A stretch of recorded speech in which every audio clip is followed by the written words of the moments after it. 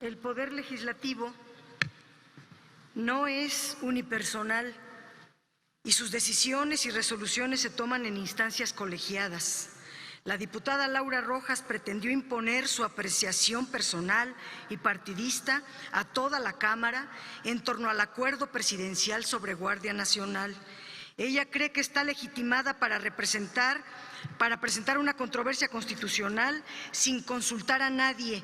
Eso es actuar facciosamente, faltar a la imparcialidad y la neutralidad a la que está obligada y traicionar la confianza que la mayoría le otorgó para ocupar ese cargo.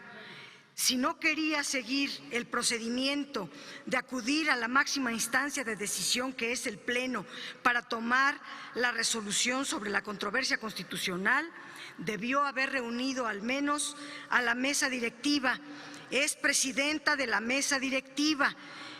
Nos ha reunido para otras cuestiones, pero para esta no, porque se sabe en minoría, y una minoría, por cierto, tiene garantizados sus derechos de minoría. Debió haber reunido 1/3 de firmas de la Cámara, las tienen, para ir a la Corte. Es un agravio para la mayoría que le dé la espalda al órgano de gobierno que preside y tenga flojera de reunir sus firmas de minoría y opte por imponer una visión partidista. En una democracia es la mayoría la que decide y las minorías tienen consagrados sus derechos y deben acudir a los procedimientos que les da la ley. No estamos en contra de que la Corte pueda conocer el contenido del acuerdo del 11 de mayo, sino de la osadía y el abuso, el atrevimiento de su actuación desaseada y facciosa. No tenemos duda de la constitucionalidad del acuerdo presidencial. No solo es lamentable que la diputada ultraje la dignidad de las fuerzas mayoritarias, sino también son condenables las ilegalidades en las que incurre para hacerlo.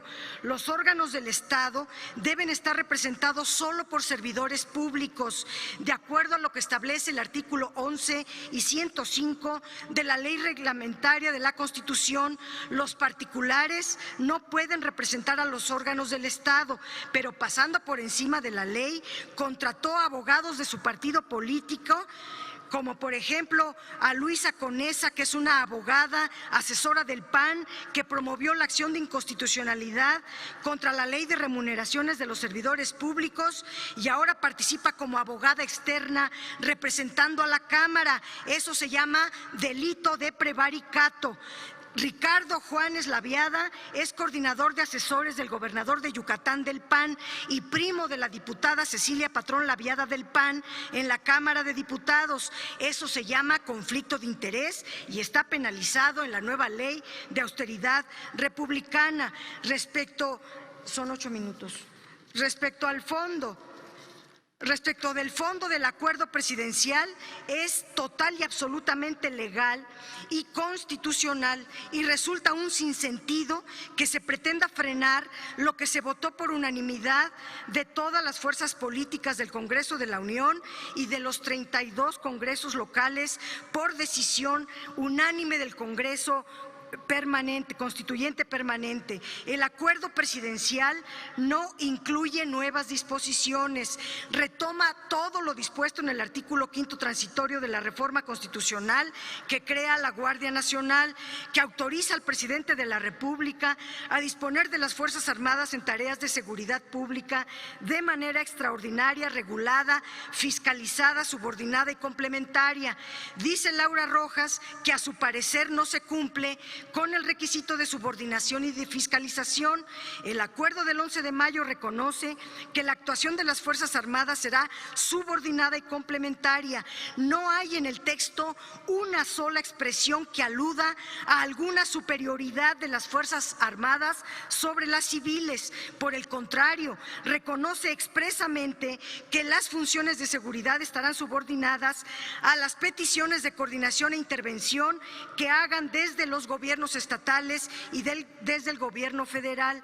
Siguiendo el principio de legalidad, si el texto no reconoce un grado de superioridad o de supraordenación por encima de las fuerzas civiles, resulta falso el pretender hacer una interpretación contraria o torcida de lo que dice el acuerdo. También ordena la fiscalización de las Fuerzas Armadas conforme lo establece el primero constitucional y la ley del uso de la fuerza. Alguien medianamente informado sabe que el primero constitucional fue reformado en 2011 para ajustarlo a la sentencia de la Corte Internacional de los Derechos Humanos en el caso de la desaparición de Rosendo Radilla, que obligó a modificar el artículo 57 del Código de Justicia Militar para reconocer que cuando algún elemento militar cometa delito o falta o cometa alguna violación a los derechos humanos, deberá ser la autoridad civil y no la militar la que juzgue o conozca de dichas violaciones. La participación de las Fuerzas Armadas, por ende, estará sujeta también a los principios de convencionalidad aprobados en esa reforma constitucional del junio del 2011 y, por ende, al escrutinio y fiscalización de la Comisión Nacional de los Derechos Humanos si hubiera violaciones a los derechos humanos y al escrutinio de organismos internacionales de derechos humanos como la Corte y la Comisión Interamericanas de Derechos Humanos, en casos donde las instancias nacionales no logren resolver las controversias. Es decir, Laura Rojas no conoce la reforma del primero constitucional y por ello supone que solo el órgano interno de control hará las tareas de fiscalización, lo cual es incorrecto. No solo el órgano interno de control fiscaliza de acuerdo a sus facultades, sino todo el sistema de procuración e impartición de justicia nacional y las instancias internacionales de protección de los derechos humanos.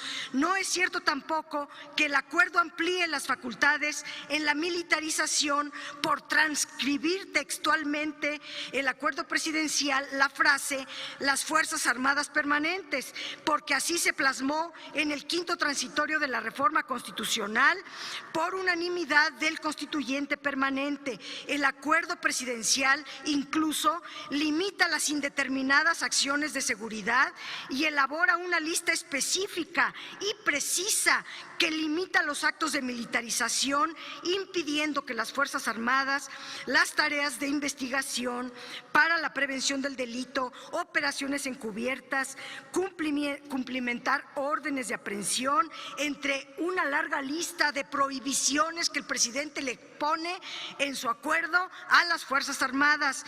Por ello, quienes integramos la Cámara de Diputados hubiéramos preferido que fuera el Pleno quien deliberara el tema conforme al procedimiento establecido en el artículo 233, numeral 1 de nuestro reglamento, y no un acto arbitrario, unipersonal y faccioso de la diputada Rojas. Por ello, vuelvo a solicitar a la diputada Rojas que retire la demanda de controversia constitucional y se reponga el procedimiento democrático que rige a nuestra Cámara en la ley y en la Constitución, y no se imponga el precedente de un acto excesivo y la interpretación de personas ajenas a la Cámara de Diputados acudan a la Corte ostentando una representatividad que viola la ley reglamentaria de la Constitución que rige la interposición de controversias constitucionales y las acciones de inconstitucionalidad. Los dos sexenios panistas fueron una verdadera tragedia nacional, prohijaron la corrupción y aplicaron una estrategia de seguridad que no solo resultó desastrosa, Concluya, sino por favor, además diputada. estuvo fincada en la protección, me falta un párrafo, fincada en la protección de las mafias del narcotráfico a través de su secretario de Seguridad. El PAN pretende que las y los mexicanos olvidemos que un mandatario surgido de sus filas condujo al país a la violencia desbocada. Los panistas que acompañaron a Calderón cuando decidió sacar a los militares de sus cuarteles hacen gala de su doble moral, como la diputada Rojas, que ahora se pronuncia contra la militarización cuando fue esa la que avaló cuando Calderón incurrió en tantos delitos. Es gravísimo el panorama de inseguridad y ahora, Concluya, con el por acuerdo favor, presidencial, se logra Ha por concluido fin su tiempo. una fecha donde los militares regresen a sus cuarteles. Eso es lo que tramposamente y por la espalda quieren evitar.